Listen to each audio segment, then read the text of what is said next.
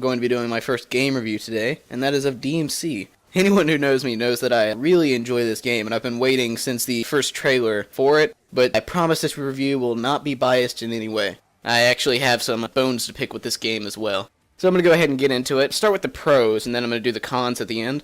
The first pro I'm going to go over is that the combat. The combat this time around, I would say it's my favorite in the series, and that's debatable among some people. But the combos, it's really not up for debate. The combo system it free flows a lot better than the previous ones. And you can actually combo any weapon in the game together, and it goes so smoothly between the combos that you can't really compare it to the previous ones. Like, the combat may or may not have been better in the previous ones, that's up for debate. But the combos, they definitely flow together much better in this, and some people would consider that being easier. But for me, I just see it opening up more options. But another good thing in this game is the environmental kills. And it may seem a little out of place for a Devil May Cry game, but some of them are very creative, and it's really cool to see. Like, there's one where there's a subway upside down, and it's on the ceiling instead of on the floor. So you knock the enemies up in the air, and then the subway comes and runs them over. And there's another one with a carousel at an amusement park on the pier, and you knock them up into that, and that kills them.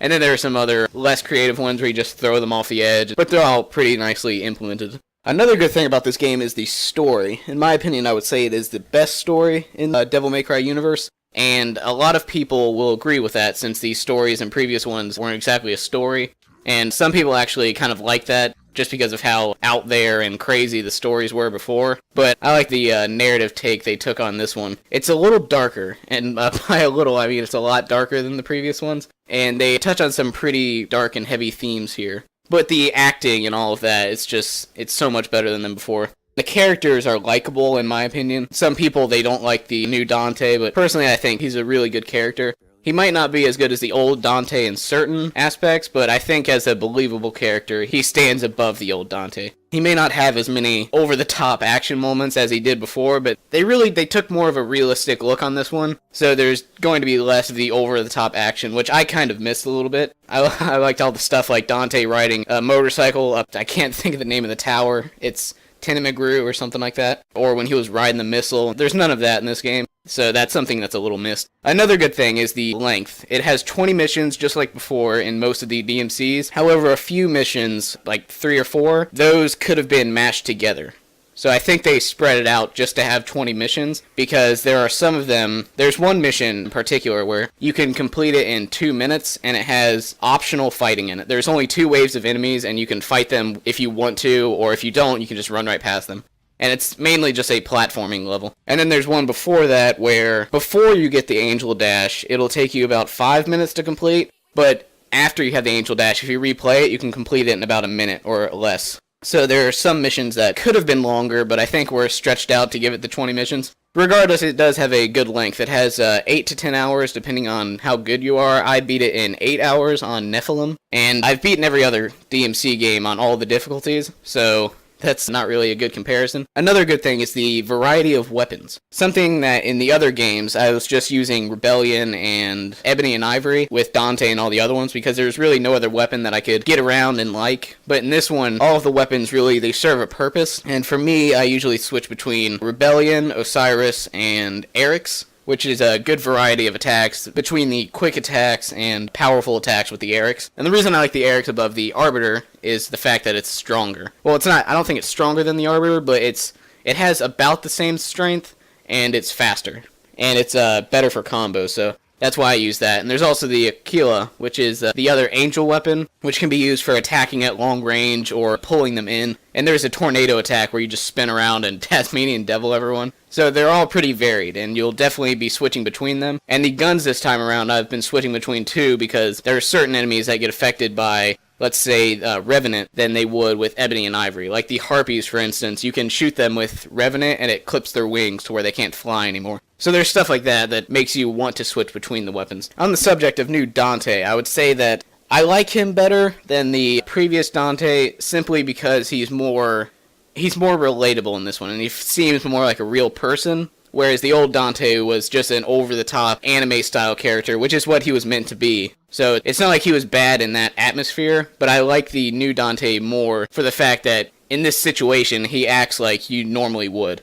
before, where he would just like laugh in the face of giant demons. This time, yeah, he kind of does the same thing, but he's more serious about it. And you will see stuff from the previous games. Like, he will act like old Dante in certain parts, but in other parts, he will act more serious and more down to earth. It really depends on what kind of character you like, if you're going to like him or not. Another great thing is the art style and the level design. Whether you like the game or not, the level design definitely needs some praise, because it is hands down the best levels I have seen in recent years. Just like the cityscape will just break apart and stuff will be thrown at you. And the way, I don't even know how they did it. When I'm looking at it, I have no idea how they pulled all this together and made it happen. So they really deserve some praise on that. And the art style, some people don't like the way the art style changed, but personally I think it's better this way. I don't know, it just depends on what kind of visuals you enjoy more. And the platforming is actually not that big of a deal. I heard a lot of people saying that they didn't like the game because it's going to be very platform heavy and stuff like that, but really you're not going to be platforming for most of the game. It's going to be mostly fighting and walking to the next section. And even when there are platforming sections, it only takes about 15 to 20 seconds to complete, so you're not going to be spending too much time before the next fight.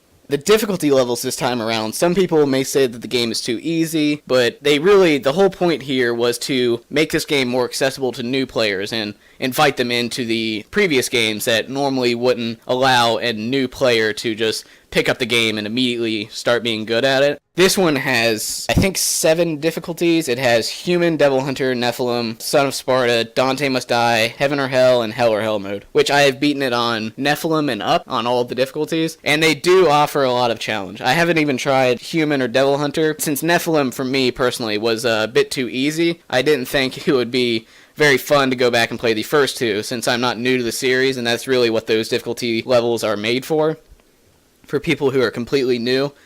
So I just started on Nephilim and went up, and it is going to give you some challenge. Mostly on Dante Must Die. Son of Sparta, there was some resistance on it. I would compare the difficulty of this game to Devil May Cry 4, whether that's good or bad for some people. But yeah, the whole point was to make it accessible to new players, and they really succeeded there, while still retaining the difficulty of previous games. It won't be on the same difficulty level as DmC 3, although that would be very hard to match because that is a very hard game. Another cool thing is that they have concept arts in this. When the new design of Dante was first released, they said that their original concept arts for Dante actually looked a lot like the original, and Capcom sent it back and said to change it even more. So if you look into the concept arts, you can actually see what that Dante looked like, and it actually does look a lot like the previous Dante. He has the white hair and the red coat, but he does look a little more rebellious. It's a mix between old Dante and new Dante. Essentially, what it looked like is a red version of Dark Dante, which is one of the new costume packs coming.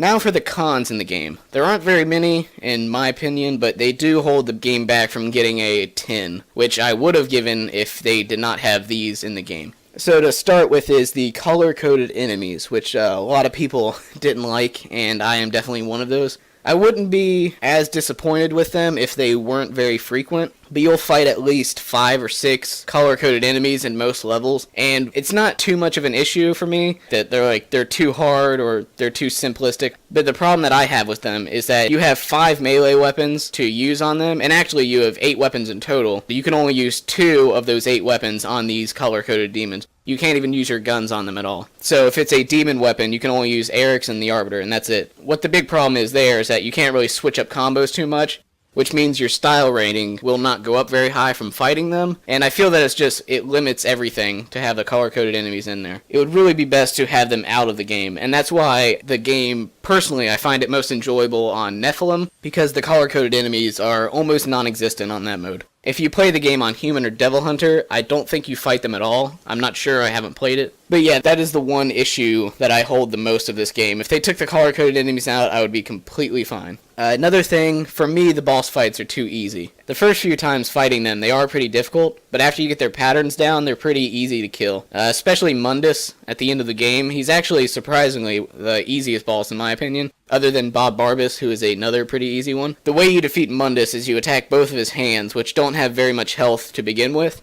And after that, he uses one attack. After both of his hands have been taken out, he only uses one attack where he shoots 3 little meteors out of his mouth, which are pretty easy to dodge. And then he leans his head down. While his head is down, all you have to do is go into Devil Trigger and hit him 4 times and you win the boss fight. So it could be more difficult, but it's all a matter of opinion on that one. I just think they're too easy. Some people might think they're hard, but for me, I think they could be harder. Another thing that a lot of people had a bit of an issue with, and most people had a lot of an issue with, is the dialogue in the game.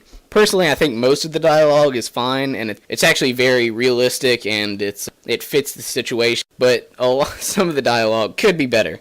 And I'm going to be repeating some of them, so there's going to be a little bit of swears, so cover some kids' ears if they're in the room or something. The main issue I have is that some of the swears in this game, they could just be left out and you wouldn't notice. There's one part in the Virility Factory where Dante comes in and he sees all this weird demon stuff and he says, what in the shitting hell is this? He could have just said, what in the hell is this? That first part wasn't necessary at all. And, like some of them when he's, another swear incoming. Another one when he's at Lilith's nightclub and he's angry at her and he tells her to get the fuck down here. That one I'm okay with because he's angry and I excuse stuff like that where it's like in the place. But yeah, that's one of the issues that I have. If they're gonna have a lot of time by the time the next sequel, if a sequel is made, to fix some of the stuff like this. So hopefully that will not be an issue in the future, as well as the color-coded enemies. Another issue that I have is the style meter. For the most part, it works well, but there are some times, like especially you'll see on the higher difficulties, it's a little less excusable when the style meter messes up like it does. There was one where I died 7 times and I used 3 items and I was still able to get a triple S ranking. And that actually surprised me because there have been some missions where I didn't die a single time and I got like an S or a double S ranking. So I'm not sure what happened there, but it was weird. And that definitely should be fixed in future patches. Another thing is if you beat the game on Dante Must Die, you unlock Super Dante, which people who have played the previous games you will know is the infinite Devil Trigger costume. In this case, it's actually a perk. But in this one, it's a lot easier than before because anyone who's played the game knows that when you go into Devil Trigger in this one, it launches all of the enemies into the air. Just like you would expect when you go into Super Dante with the Devil Trigger, it throws every enemy in the air and they stay there permanently because of the infinite Devil Trigger. And not only that, in previous games when you had Super Dante on, your health would not regenerate like it did if you didn't have the Super Dante costume on. In this one, it actually still regenerates. So in this one, if you're playing a Super Dante, you're basically invincible for the whole time you have it on. But it does put your score down by 50%, which is the only flaw to it. The reason I have an issue with that, if it was just the 50% thing, I'd be fine. But if you play this game on Heaven or Hell, which is very difficult mode where you die in one hit and enemies do not die in one hit. I think the enemies are on Son of Sparta or Dante Must Die. I'm guessing Son of Sparta. But the issue that I have is that you play on Hell or Hell mode with the Super Dante. What it does is they kill you in one hit, but it doesn't matter if they're in the air. So if you have Super Dante on, they can't even touch you. And I went through Hell and Hell mode easier than I did on Nephilim with that Super Dante on. So I was basically given 100 gamer score for free. So that's a pretty big issue if you care about achievements that much. So yeah, I would say the final verdict that I would give this game, I was stuck between a 8.5 and a 9, but with the pros far outweighing the cons, I would say I would give it a 9. And the reason for that is that I had a huge amount of fun playing it. Even though some of those cons got in the way, it absolutely was not enough to outweigh the pros. And with the combat system and combo system and characters and story and all of this cool stuff, there was really no way that I could give it any less than a 9. It would have received a 10 if it wasn't for the cons, but hopefully in the future they do fix that. So I hope you enjoyed the review, and whether you agree with me or not, just let me know in the comments if you want to. So yeah, there's my review of DmC, Devil May Cry, and in the future I will be doing more reviews, but only on games that I buy. If I don't buy it, I obviously won't be doing a review, and I plan on buying most games, although one of the games I might not buy is Metal Gear Rising, because personally I did not enjoy the demo, and yeah, so I might not be getting that one. And the reason I'm bringing that up is that's the next game to be released this year, I think. BioShock Infinite or Dead Space 3 might be coming earlier, I don't know. So yeah, those 2 games, however, you can be expecting reviews and gameplay for. Alright, hope you enjoyed the review, and I will be back with more videos at some point.